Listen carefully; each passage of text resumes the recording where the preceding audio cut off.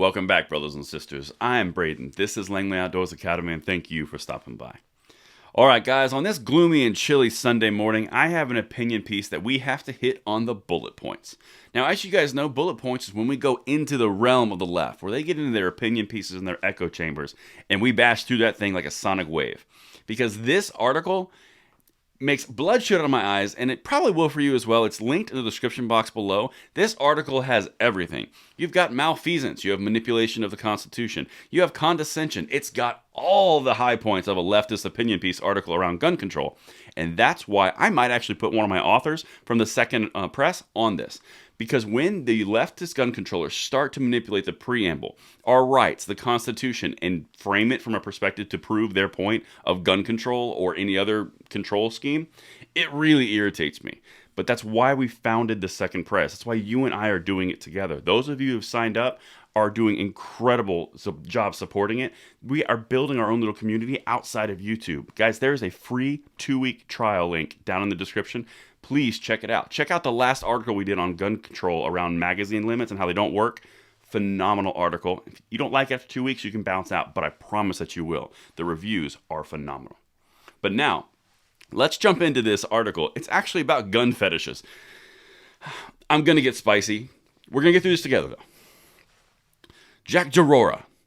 Gun fetish making America more dangerous than war zones. Well, I mean, not all of America, just the gun control leftist cities like Chicago and New York, but I digress.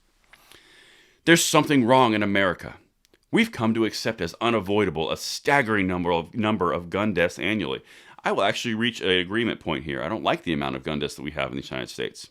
But it's not the gun that's doing it, it's the people. The gun is the tool, not the person. I mean, the person is the issue, not the gun itself. Because we also have stabbings, we also have beatings. In fact, we've gone through all the FBI statistics. You'd be surprised what killing people other than guns. But anyway, let's continue. Because that's where my agreement stops. State legislatures, either stymied by the thought of judicial review because their moves will be unconstitutional and it's pointless, or fearful of political fallout because it's unconstitutional and it'll be stymied and pointless, are doing nothing. And Republican-dominated legislatures promote gun proliferation because it's in our Second Amendment rights and we can, and it's not illegal, like gun control is. Anyway. Ohio's General Assembly wants to do away with permits for concealed carry. Yeah, it's pending, and Governor DeWine is most likely going to sign it. But that's the point. It's legal. It's constitutional. Your moves are not. That's pretty clear and cut. Shall not be infringed. Anyway, let's keep going. The Second Amendment is touted by gun advocates as sacred and without limit and cry, well, the extremists anyway, that gun regulation unduly burdens law-abiding citizens. Gun regulation does unduly burden law-abiding citizens because criminals don't obey laws. This is not hard. That's why, going back to the first quote in this article, the gun zones and all the gun control zones where the highest homicide rates exist, higher than war zones, are in gun control zones because criminals don't listen. The point of these laws that they have is to curtail existing criminal behavior, but criminals don't obey laws, so they're talking a different language. I don't understand why this is so difficult. But anyway, this is the next part. This part right here is where it gets really, really fascistic. But do those rights come at the expense of public safety? Unfortunately, yes, they do, because they're rights. Public safety is a much bigger and broader spectrum conversation. Our rights are not to be infringed, whether they're freedom of speech or they're the Second Amendment. This is not uber difficult to understand. But this is where they're going to frame this from the public safety. And this is where they get really amped because they start manipulating the Constitution and the preamble. The Constitution was created so as to, quote, ensure domestic tranquility, promote the general welfare, and secure the blessings of liberty to ourselves. Okay, well, they left some interesting things out there because I actually really like the preamble. So let's look at the actual preamble. We, the people of the United States, in order to perform a more perfect union, establish justice. That's weird, they left that out. Ensure domestic tranquility, provide for the common defense. Weird, they left that out. Promote the general welfare, and secure the blessings of liberty to ourselves and our posterity. So they left out justice and common defense. Why would they do that? And they are in an article saying there's a gun fetish in America and promoting gun control. Because they manipulated the preamble in this article to say, look, our founders want us to have no rights and be safe. It's not at all what it is. Anyway, so let's keep on going. When over 43,000 Americans die annually from gun homicides and suicide, we are not enjoying tranquility, and the general welfare and our liberty are diminished. Now, they're going to their interpretation of the preamble, right? They're using this as a liberty being diminished, and so their answer to liberty being diminished is to diminish more liberty. Allow me to show you.